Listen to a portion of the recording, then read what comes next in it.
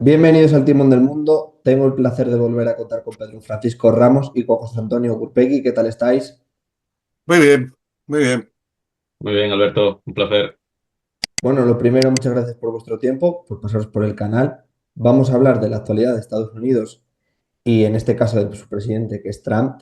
Pedro, empiezo por ti. ¿Qué te está pareciendo un poco, sobre todo la gestión con el conflicto con Irán de estas últimas horas, donde vimos cómo hace nada, hace cuestión de horas casi, era un ultimátum de que iba a borrar la civilización de Irán del mapa y hemos visto cómo todo lo contrario, al final por mediación de Pakistán, han llegado con un alto al fuego, aunque ahora en estas últimas horas se está viendo un poco comprometido por la situación del Líbano y de Hezbollah, donde Irán está haciendo una cosa y Estados Unidos e Israel otra. Pero bueno, en este caso, ¿qué te parece cómo está gestionando todo Donald Trump? Bueno, yo creo que es un reflejo de su personalidad. Nos tiene acostumbrados a dar constantes bandazos en su política exterior. No hace mucho tiempo quería Groenlandia a toda costa, luego se fijó en Venezuela, parecía que se enfocaba en Colombia y en México, y luego de repente se ha volcado en Irán. Y tanto es así que ha participado junto con Israel en una acción ofensiva en la cual no tenemos muy claros los objetivos y por lo tanto tampoco sabemos muy bien cuál es la estrategia, porque yo creo que ha jugado también un poco al desconcierto, ¿no? Con respecto no solo a las autoridades iraníes, que sería lo habitual en una situación de guerra, pero no tanto con tu propia ciudadanía y con tus aliados. Unos aliados además muy contrariados, por ejemplo, sobre todo en el campo europeo, donde más se está sufriendo la crisis derivada de esta guerra junto con países como India, China y otros países asiáticos que dependen tanto del flujo energético y comercial de Oriente Medio. Por lo tanto, yo como digo, no me sorprende nada estos tiros y aflojas.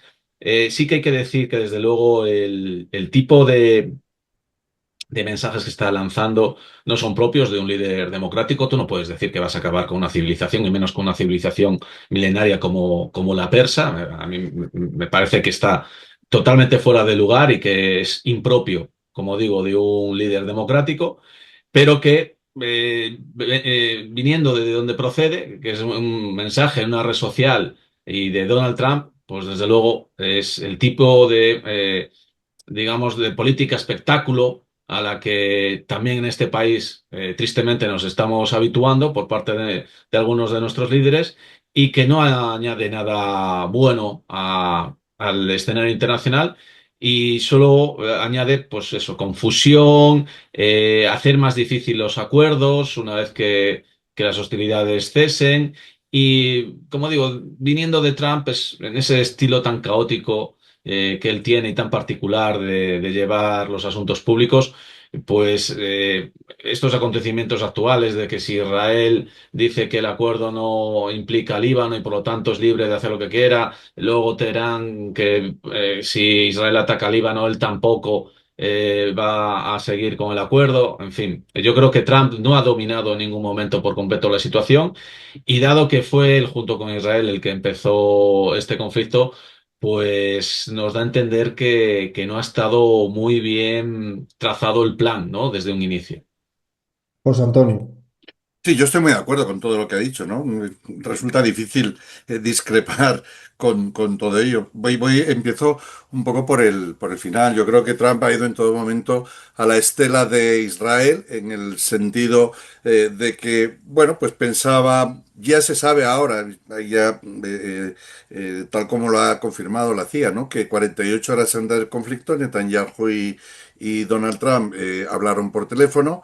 Netanyahu pues le informó de la acción que se iba a llevar a cabo en el sentido de que sabían dónde iba a estar pues toda la cúpula de los guardianes de la revolución, la reunión que van a tener y que probablemente pues lo iban a descabezar y esto ya es de mi propia cosecha, me imagino que le diría con lo que ha ocurrido en enero, los levantamientos que hubo, que ya no eran únicamente de estudiantes, ¿no? Sino que eran también de los comerciantes de Teherán, sobre todo del Gran Bazar de Teherán, pues bueno, en cuanto los descabecemos, se echarán a la calle y esto será cuestión de, hombre, no vamos a decir horas, tal vez tampoco días, pero rápidamente el régimen caerá, ¿no? Donald Trump, pues envalentonado por lo bien que le salió la operación de Venezuela, pues dijo, esta es mi oportunidad, ¿no? ¿Mi oportunidad para qué? Porque ¿qué beneficios tenía Donald Trump en esta operación? No, pues tenía unos beneficios fundamentalmente de imagen, que no de otra cosa. A Irán, perdón, a Estados Unidos, o Estados Unidos apenas si dependía del petróleo que pasaba por el estrecho de Hormuz, apenas un 2%. No era una zona que estuviera en estos momentos atravesando unos momentos especialmente conflictivos. Después se han esgrimido muchos motivos y muchas razones para el ataque, pero realmente Estados Unidos no tenía ninguna razón de peso para atacar a Irán como lo hizo. Vio esa oportunidad, vio una oportunidad de obtener unas ganancias, siguió la estela de Israel, que Israel lleva estando de guerra, si nos fijamos, desde octubre del 24, ¿no? Cuando recibió los ataques de Hamas, desde entonces lleva de guerra. Y esto es, para Israel era una fase más o una casilla más en esta contienda, en este en este posicionamiento, nuevo posicionamiento en Oriente Medio, sobre todo en lo relativo a sus relaciones con Irán, que eran las que seguían siendo conflictivas, porque después de los acuerdos de Abraham, su relación con el resto de países árabes, pues no era especialmente preocupante, pero bueno, volviendo a Donald Trump, como digo, sigue a la estela y se vio metido en una guerra que no esperaba en ningún momento que al final discurriera por los vericuetos que ha discurrido, que hubo gente que le avisó con tiempo de lo que podía ocurrir, a los que hizo oídos sordos, convencido de que efectivamente iba a ser cuestión de muy pocos días, que su imagen se iba a relanzar y que la popularidad perdida por medidas como desde los papeles de Epstein hasta los reveses que había tenido también con la Corte Suprema por el tema de los aranceles y otros problemas de índole interna, pues esto los solventaría, ¿no? Yo creo que ese es el motivo por el que Donald Trump decide meter a Estados Unidos en esta guerra, que al igual que Putin al principio no denominaba guerra, ¿no? Denominaba unas operaciones especiales pensando como Putin que esto iba a ser cuestión de horas. Lo mismo le ocurrió a Putin en Ucrania, pero bueno, se ve que estos conflictos se sabe cómo empiezan cuando entras en un sitio, cuando atacas a una nación, pero difícilmente puedes aventurar cómo terminan, ¿no? Si es que ha terminado. Pedro, Sí, en cuanto a la motivación, yo creo que eso es lo que ha faltado, ¿no? Fundamentalmente, es decir, el explicar el porqué de esta guerra. Como decía José Antonio, parece que no sabemos, ¿no? El motivo principal, pero sí que podía haber dicho, por ejemplo, ya sé que lo han comentado tantas veces que esto ya es como el cuento de Pedro y el Lobo, ¿no? Que al final nadie le cree. El famoso programa nuclear, ¿no? ¿A cuánto tiempo está realmente Irán de tener esa arma nuclear? Y teniendo en cuenta que tenía un reloj que marcaba las horas del fin de Israel, pues Sí, podía en la plaza de Palestina. En decir la que lo plaza de han... Palestina. Yo vi ese reloj. Sí, Cuando lo han estuve en Irán, bombardeado, yo vi ¿no? ese reloj, ¿no? Con la marcha atrás, sí. Sí, lo han La cuenta bombardeado. atrás. Ya no está, ya no existe. Entonces, podías tener, o podías esgrimir, ¿no? Bueno, es que el régimen de Irán, porque hay que separar lo que es Irán, la acción iraní en general, del régimen. Eso tenemos que tenerlo todo el mundo claro, igual que hay que separar la administración Trump del pueblo norteamericano, del pueblo estadounidense. Pues podías haber dicho, bueno, pues es que no podemos permitir que un régimen que tiene como uno de sus principios acabar con otra nación soberana tenga esa arma nuclear. Bueno, te lo puedo comprar. Puedes decir, es que Irán mantiene todavía la financiación y alimenta todo el arco terrorista de Oriente Medio, de Hezbollah, Hamas, etcétera, y más allá, porque Hezbollah también está presente en América Latina y muy particularmente en Venezuela.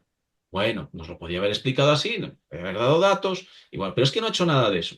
Entonces, como no ha hecho nada de eso, los aliados, lógicamente, pues no le han seguido en esta incursión, ni siquiera le han comprado la protección del estrecho de Hormuz, que son aguas internacionales hasta ahora, porque parece ser que en este acuerdo se traspasan a Irán. O sea, de locura. A mí que me digan qué es lo que se ha ganado con este conflicto, porque si lo que se ha ganado es que Hormuz, el estrecho de Hormuz pase a control iraní, yo creo que la ganancia no es que sea pírrica, es que es más bien una pérdida.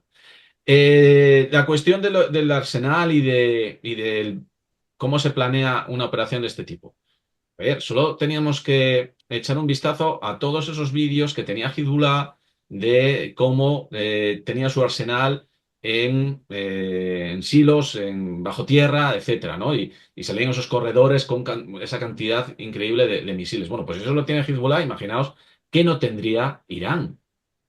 ¿Qué complejos subterráneos no tendrá que ni siquiera el poder militar norteamericano, que es el único, no es el israelí, es el norteamericano, el único capaz de penetrar esos túneles y destrozar ese programa nuclear iraní, ni siquiera ha podido con ellos? O sea, pensar que Irán no iba a resistir más de varias semanas era ilusorio. Pensar de nuevo que con unos ataques aéreos el régimen se iba a venir abajo también era ilusorio. De hecho, ni siquiera en Venezuela se ha venido abajo un régimen tras la detención de su líder, de Maduro. ¿Por qué? Eh, yo lo he comentado muchas veces. Estos regímenes autoritarios son muy distintos a los que había en la Europa del Este, que dependían por entero de Moscú. Estos regímenes, la fortaleza que tienen es precisamente el haber compartido el control de la economía nacional con toda una serie de actores que, por supuesto, tienen en juego la propia supervivencia de su estilo de vida. Y hablo en Irán no solo del ejército, la Guardia Revolucionaria, incluso cuerpos policiales, de inteligencia, etcétera. Por lo tanto, no es una cuestión de acabar con una sola persona, como se ha demostrado en Venezuela.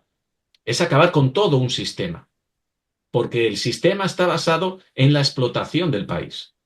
Y cuanta más gente esté involucrada en esa explotación, más difícil va a ser acabar con ese sistema. De hecho, Estados Unidos en Venezuela no acabó con el sistema precisamente porque no se quiere involucrar directamente en la administración venezolana, porque sabe que eso puede ser un polvorín, puede provocar una guerra civil, puede provocar muchas bajas norteamericanas, entonces lo que ha preferido ha sido, digamos, un control externo del sistema y una, digamos, evolución interna del mismo, que puede acabar en democracia o no, porque esto ya no es una cuestión de buenos contra malos, es una cuestión de interés nacional.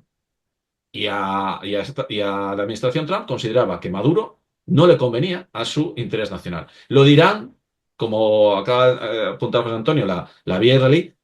De hecho, ni siquiera los propios estadounidenses saben si ha respondido ese ataque a un interés nacional o a un interés extranjero, en este caso israelí.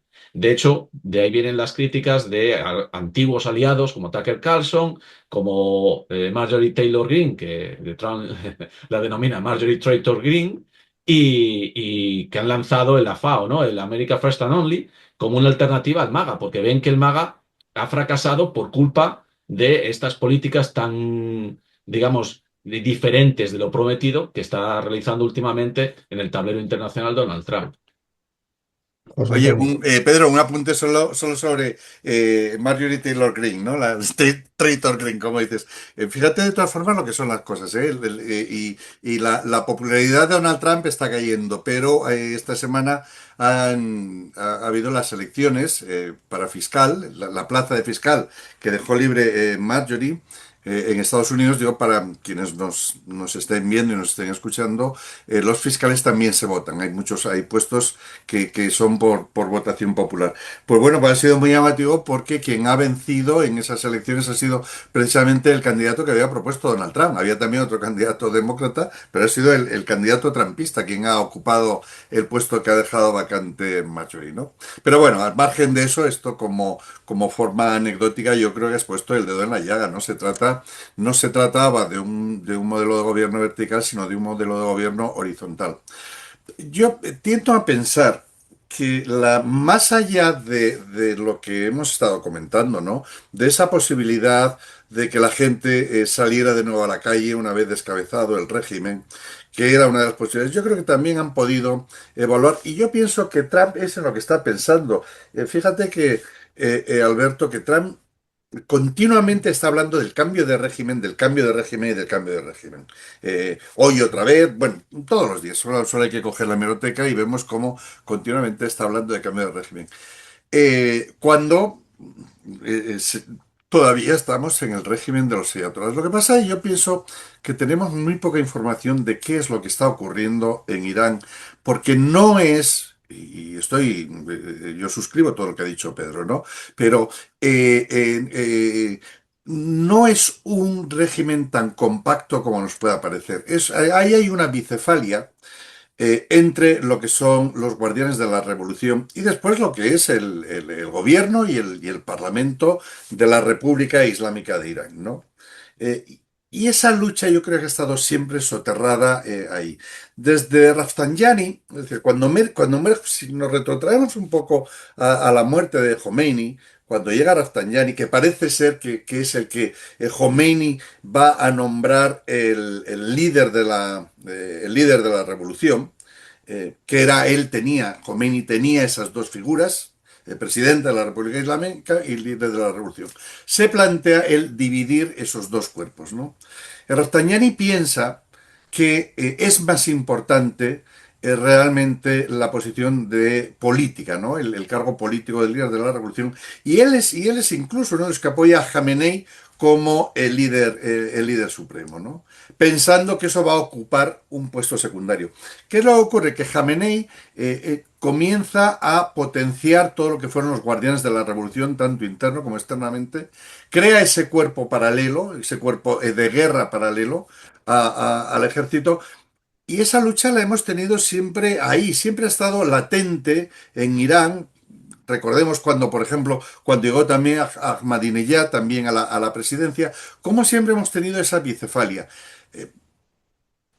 Yo sospecho que tal vez, pues Israel, que tenía aunque el Mossad aquí, bueno, pues yo creo que si bien tenía muy buena información sobre aspectos muy puntuales, pienso que ha errado considerablemente en el vaticinio que porque yo entiendo que toda esta información llega del Mossad, parto de ese tema, ¿no? De hecho, el primer bombardeo, quien sabe dónde están y quienes han logrado la información son agentes del Mossad. Pues bien, yo creo que la lectura que habían hecho es que probablemente esa bicefalia se hiciera ya tangible después de este ataque y después de descabezar, porque fíjate que a quienes descabezan siempre va a por quienes van es siempre a por los guardianes de la revolución. Las dos últimas víctimas que han tenido, lo mismo. Por ejemplo, y dentro, y otro aspecto también, ¿no? En los guardianes de la revolución, no es que sean ese ejército tan profesionalizado y tan que está por encima incluso del ejército regular y todo eso que se quiere vender, porque hay mucha gente que prefiere irse a los guardianes de la revolución, no por ideología fanática, sino porque les pagan mejor que en el ejército regular. Sí que es cierto que hay algunas brigadas, como la Squad, que han matado. Hace unos días también se cargaron a su líder, ¿no? Al líder de estas brigadas, que esos sí estaban mucho más eran mucho más fanáticos y eran mucho más profesionales, y esa fuerza se calculaba que podían ser unos 8.000 9.000, sí que son bastante más profesionales, ¿no? Yo pienso que por ahí podía ir, pensando que iba a estallar, iba a implosionar el propio sistema. Y de hecho, fíjate que al principio el presidente, unas veces el presidente del Parlamento, otras veces el presidente de la República, decía una cosa, pero rápidamente los guardianes de la Revolución se van a decir, no, no, no, no, de eso nada, ¿no? Decían, vamos a intentar negociarse nosotros, no hay ninguna negociación posible. Es decir, yo creo que hay una serie de luchas internas. Es muy difícil cuando Donald Trump decía, es que no tenemos nadie con quien negociar porque nos hemos cargado a toda la cúpula, ¿no?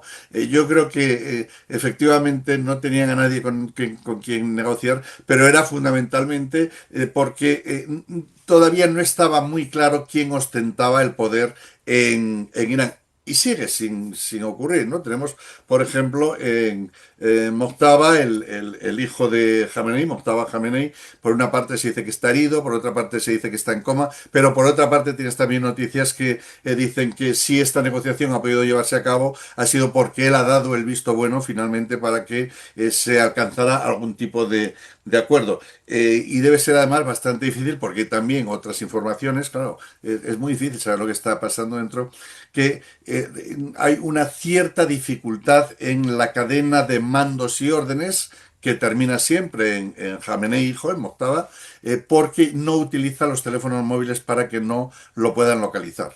Que todo tiene que ser a base de mensajeros, de yo te digo, dile esto, él me dice lo otro, porque no utiliza ningún tipo de telefonía móvil y ningún tipo de comunicación eléctrica o electrónica para que no puedan localizarle. Pedro.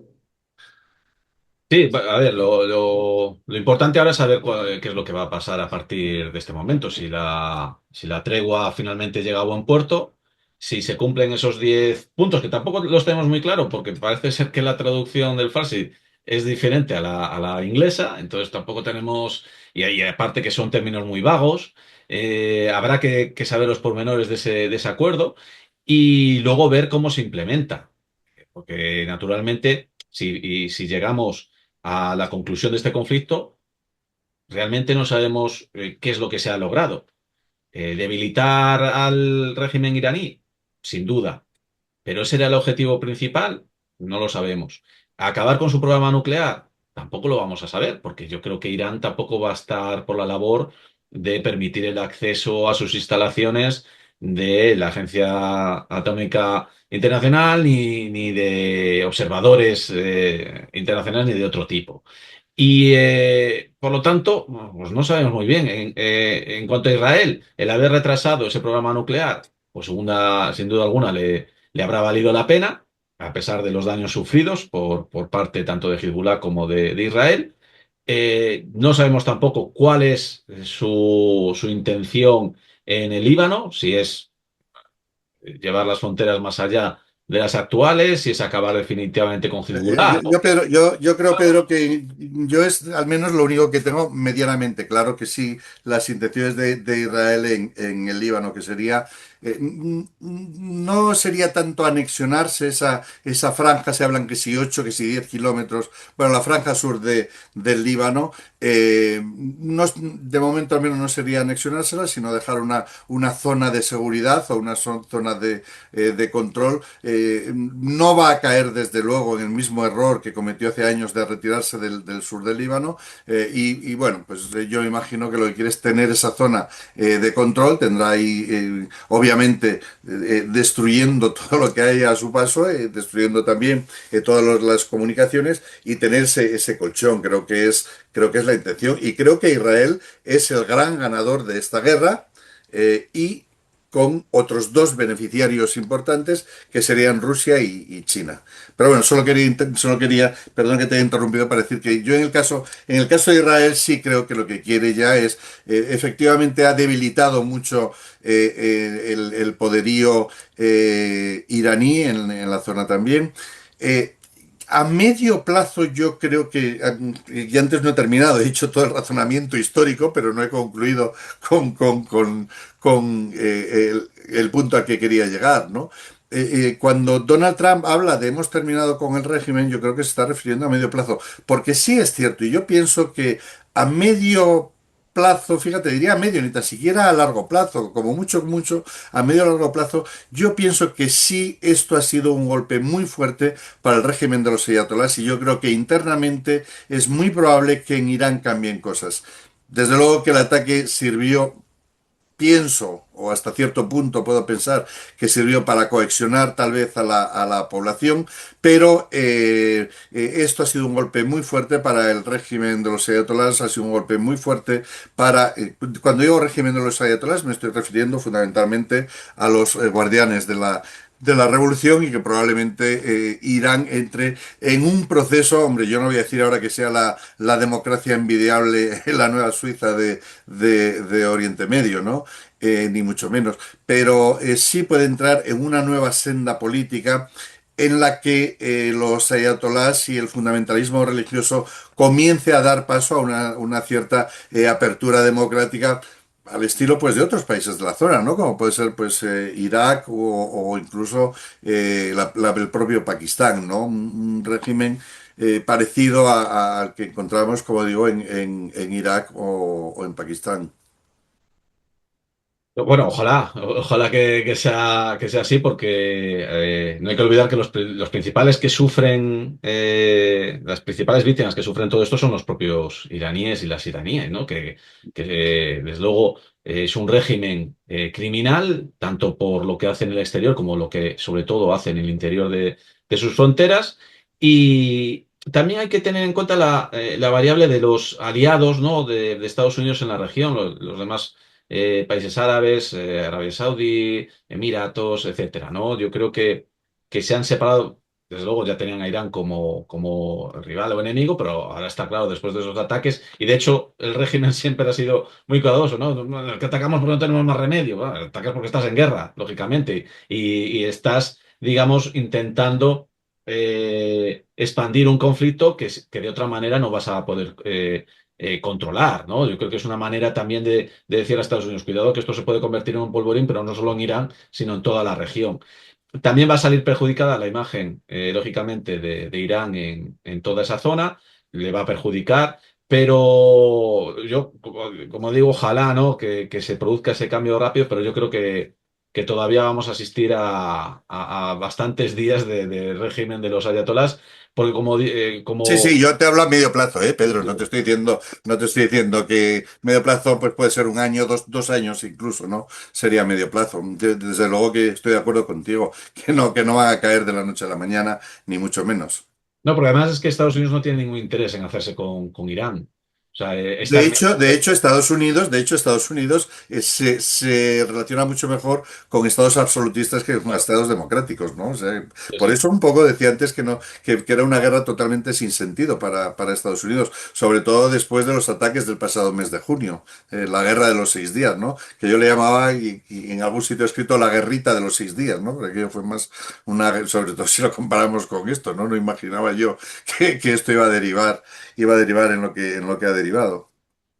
Yo creo que la conclusión que podemos sacar de todo lo que ha pasado en los últimos años en Oriente Medio es que sin un proceso multilateral, ya no digo en el seno de la ONU, porque la ONU hace tiempo que pinta muy poco y va a pintar cada vez menos según está evolucionando la escena mundial. Pero un acuerdo multilateral y con actores externos y con un proceso de verificación y demás, todos estos conflictos, digamos, que no se acaban, se enfrían. Pero al cabo de un año, de dos, de tres, basta con una pequeña espita para que vuelvan a sorprendernos y a crear de nuevo, pues ya no solo estamos hablando de ataques y de guerras, sino de consecuencias económicas muy graves para, digamos, todo el mundo, porque en India los restaurantes han tenido que dejar de cocinar con gas, porque no tienen que cocinar con electricidad, la comida se ha vuelto más cara, más lenta y muchos han cerrado porque la gente ya no quiere hacer colas para comer ni pagar esos precios después de haber estado 2 horas esperando por la comida. O sea que cuando uno empieza una guerra, siempre ha tenido consecuencias en todos los sentidos, pero en la actualidad y yo creo que eso es lo que le han dicho a Trump, numerosos líderes, ¿no? Entre ellos Xi Jinping. Cuidado, porque vale, estás jugando a tu guerra, tienes tus juguetitos, ¿no? Tus barcos, tus aviones, tu tal. Pero cuidado, por aquí estamos hablando de cosas muy serias y te estás cargando la economía mundial. Yo creo que entre eso y las presiones internas es lo que han hecho, digamos, repensar a Donald Trump su estrategia hacia Irán. Sí, sobre todo las presiones internas. Yo creo que han sido, mencionabas al principio a Tucker Carlson, en los ataques que eran increíbles, ¿no? Decía, alguien tiene que decirle que no, alguien tiene que... Tuvo un monólogo de casi una hora, hizo hace un par de días un monólogo de casi una hora y Tucker Carlson pesa mucho. Estaba pensando, esta Susan, no recuerdo ahora cómo se llama, pero incluso también una de las grandes defensoras del movimiento MAGA y otra bloguera que arrastra millones de personas. Estoy intentando recordar, creo que le llamó lunático genocida. Me parece que fue el término que utilizó, ¿no? Entonces la respuesta que estaba teniendo dentro del grupo de los MAGA era muy importante. Y después, claro, para ahí su gran aliado en este caso era el secretario de guerra, ¿no? Hegest, que es el único que seguía, que hace 2 días decía, nosotros dialogamos o nosotros... No, nosotros negociamos con bombas o nosotros dialogamos con bombas, ¿no? Dijo algo en ese sentido, pero fíjate a todos los que se ha tenido que ir cargando Hegel en cuanto a alguien se le oponía, el último de nuevo, el jefe del Estado Mayor, se lo cargó la semana pasada. Todos los que se oponían a la guerra, y claro, pues llega un momento en que tienes que decir, bueno, igual no es que todos los coches vayan en dirección contraria, igual soy yo el que voy en dirección contraria, ¿no? Y bueno, pues ha tenido que tener ya un baño de realismo. Parece ser que Vance también se opuso desde el principio. Parece ser, porque claro, no tenemos informaciones muy claras ni definitivas, ¿no? De hecho, parece ser, aunque parecía que iban a ser Witkoff y su cuñado, perdón, su yerno, quienes negociaran, parece ser que quien va a liderar las negociaciones va a ser J.D. Vance, precisamente. Porque los iraníes no se fían, de hecho era con quienes, con Witkoff ay, se me ha ido el nombre y con Kushner, con Witkoff y con Kushner, era con quienes habían estado negociando en Ginebra, y entonces dicen, oye, no nos traigas de nuevo a la mesa, ¿no? Y también en estas negociaciones tenemos que tener en cuenta también los países de la península, sobre todo, y qué es lo que hacen, porque ahí los tenemos divididos, ¿no? Por una parte, Arabia Saudí y Emiratos favorables a continuar hasta terminar con el régimen de los ayatolás, y por otra parte, Qatar y Omán, pues más dispuestos a la negociación, que yo pienso que además que era la única salida posible, porque lo que estaba claro es que Irán podía seguir resistiendo, es decir, la victoria de Irán radicaba en la resistencia y tenía capacidad de resistencia, ¿no? Entonces, pues bueno, yo creo que también hay en Pakistán, porque estaban todos en Pakistán, ¿eh? O sea, en la reunión de Pakistán estaban después también hasta el ministro de Exteriores egipcio, estaba también el turco, estaban todos ahí negociando, pues estaba claro que tenían que hacer algo, porque si no, hombre, incluso esa, no sé si llamarlo de velada amenaza nuclear, ¿no? Porque J.D. Vance, utilizaremos armas que todavía no hemos utilizado, o cuando Trump decía, voy a destruir toda una civilización en una noche, pues dices, oye, eso solo se consigue con armamento nuclear, ¿no? No sé qué, incluso que motiva hasta la intervención del propio Papa, ¿no? Que dice, oye, a ver qué vais a hacer. No sé si veladamente estaban diciendo algo por el estilo, ¿no? De utilización de armamento nuclear. Eh, y después los 10 puntos, que hay otros que hablan de 15 puntos, en vez de 10. Pero bueno, sean 10 o 15, lo que sí tenía que quedar claro era que Irán tenía que abrir el estrecho y permitir el paso, algo que ya venía negociando con Omán. Ya llevaba, Irán y Omán estaban negociando sobre el tema del estrecho, porque parece ser, bueno, pues que se impondrá algún tipo de...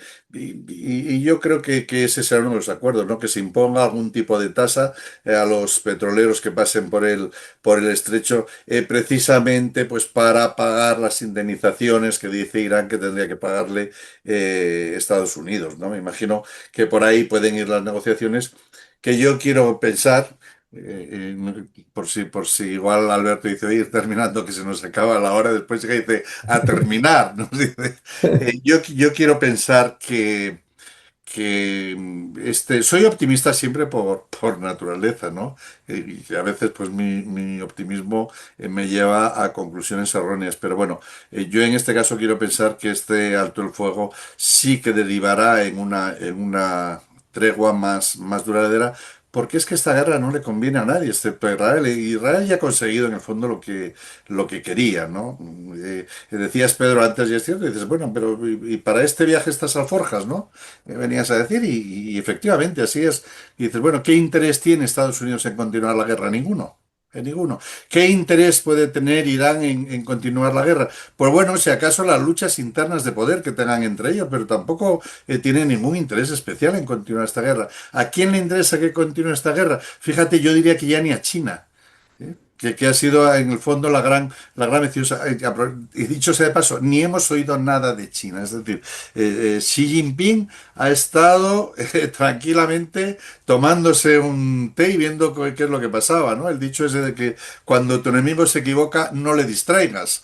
Pues ni se le ha oído. E incluso a Rusia, pues también puede ser un beneficiario de todo esto, pero es que uno analiza y no, esta guerra ya no interesa a nadie, ni le conviene a nadie, y por eso es, el optimismo que decía que terminaría, que este alto el fuego terminaría en algún tipo de acuerdo o de paz más duradera. No sé si vamos a ganar todos mucho dinero, como ha dicho Donald Trump, o que es el inicio de la época dorada para Oriente Medio. Bueno, pues eso lo dudo un poco, pero yo, en lo importante, yo creo que sí se consolidará este alto el fuego, más allá de lo que pueda ocurrir en Irán.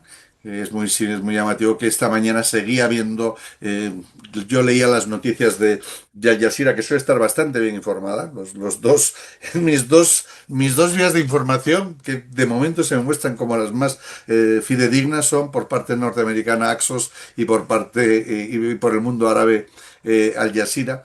Al Jazeera esta mañana afirmaba que Bahrein, creo que era Bahrein, Kuwait, y no recuerdo ahora qué otro país que seguían, y creo que Arabia también, pero no recuerdo si era exactamente ese el tercer país, ¿no?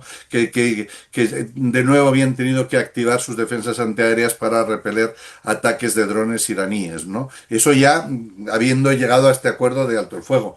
Mi lectura de ese hecho es que en Irán hay algunas facciones, al menos, de los de las guerrillas, los soldados de la liberación, ¿no? Perdón, los guardianes de la revolución, no me salía, disculpa.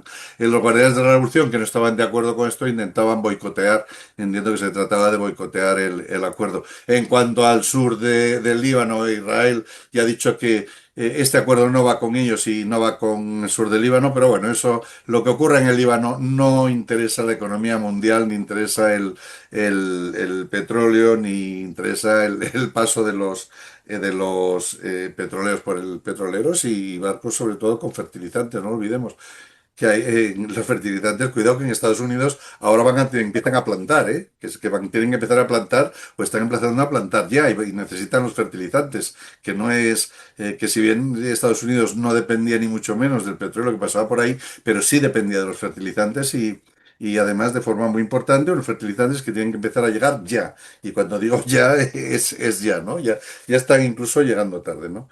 Entonces, bueno, en ese sentido yo creo que sí, que se consolidará este alto el fuego, aunque la situación es tan complicada que uno nunca sabe lo que puede ocurrir. Pedro, ¿quieres decir tú también alguna conclusión para ir cerrando? Sí, no, a ver, que si el objetivo es la reconfiguración del Oriente Medio ha fracasado, indudablemente. En cuanto a China, yo creo que está como lo que ha hecho Rusia, ¿no? En Ucrania, encantada, porque ve cómo se está debilitando sus otros dos rivales. Además, ha observado cuál es el poderío militar norteamericano. Es cierto que sin duda alguna Estados Unidos no ha mostrado todas sus cartas porque como acá decíamos al principio, no sabíamos cuáles eran sus objetivos, por lo tanto, los medios que ha utilizado pues son los que son.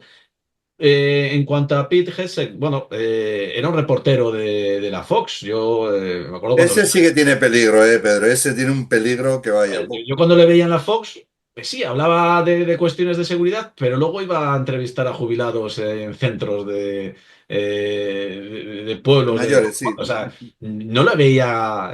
Yo cuando leí el nombre, que era uno de los futuribles, digo, pero Claro, luego entiendes por qué lo ha nombrado, porque es una marioneta, puede hacer con él lo que quiera, pero no hay un gran pensador, no hay un gran estratega detrás.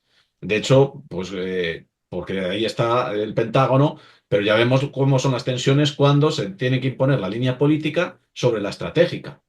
Y por eso se carga todo el mundo, porque todo el mundo le habrá dicho, si quieres esto, así no. Entonces, bueno, ese es el problema que tenemos. En cuanto a J.D. Vance, de hecho, una de las, eh, digamos, de las iniciativas era retirar a Donald Trump de la presidencia y colocar a J.D. Vance. ¿Por qué? Sí, Porque la enmienda 25. Hay eso es, algunos que están aludiendo a la enmienda 25, pero eso eso yo es. creo que va a ser imposible. Sí, Pero no, bueno, no, a ver, que son cosas que hacen para, digamos, presionar un poco, ¿no? Pero es que Vance es maga 100%.